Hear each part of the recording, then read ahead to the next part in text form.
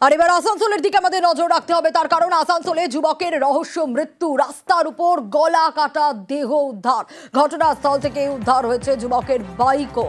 খুনের অভিযোগ মৃতের পরিবার ও বন্ধুদের। আসানসোলের এই ঘটনা আপনাদের জানিয়ে রাখি, যুবকের রহস্য মৃত্যু, গলা কাটা দেহ উদ্ধার রাস্তার ওপরে। ঘটনাস্থল থেকে যুবকের বাইকও উদ্ধার হয়েছে, কিন্তু এখানে যুবক কি কারণে গেছিলেন, কোথা থেকে উদ্ধার হয়েছে, খুনের অভিযোগ করছে মৃতের পরিবার ও বন্ধুরা।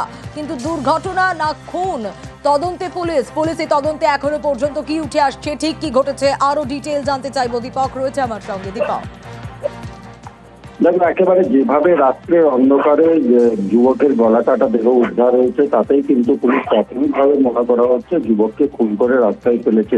কিন্তু রাস্তার উপর থেকে দেহ উদ্ধার এবং ঘটনাস্থল থেকে তার বাইক উদ্ধার করেছে পুলিশ। ইতিমধ্যেই ময়নাতদন্তের জন্য আসানসোল জেলা হাসপাতাল পাঠানো হয়েছে দেহ।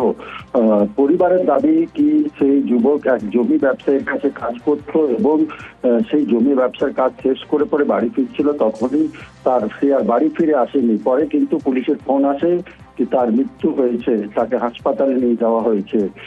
এরপরে কিন্তু পুলিশ ঘটনা তদন্ত শুরু করেছে। ওই যুবকের সঙ্গে কারো শত্রুতা ছিল কিনা, জমি বিবাদের জেরে এই খুনের ঘটনা ঘটেছে কি, এর পেছনে আছে অন্য কোনো রহস্য, তা জানতে কিন্তু তদন্ত একদিকে যেমন পুলিশ চালাচ্ছে, অন্যদিকে ময়নাতদন্ত রিপোর্ট হাতে পাওয়ার পরেই পুলিশ একদিকে নিশ্চিত হতে পারবে কি সেই ঘটনা হচ্ছে দুর্ঘটনায় মৃত্যু হয়েছে কি খুন করা হয়েছে। এবং যে জায়গায় এই ঘটনা ঘটেছে সেই জায়গায় কিন্তু আশেপাশে কোনো সিসি ক্যামেরা না থাকার ফলে পুলিশকে তদন্তের ক্ষেত্রে নির্ভর করতে হচ্ছে এই ময়নাতদন্ত রিপোর্টকেই।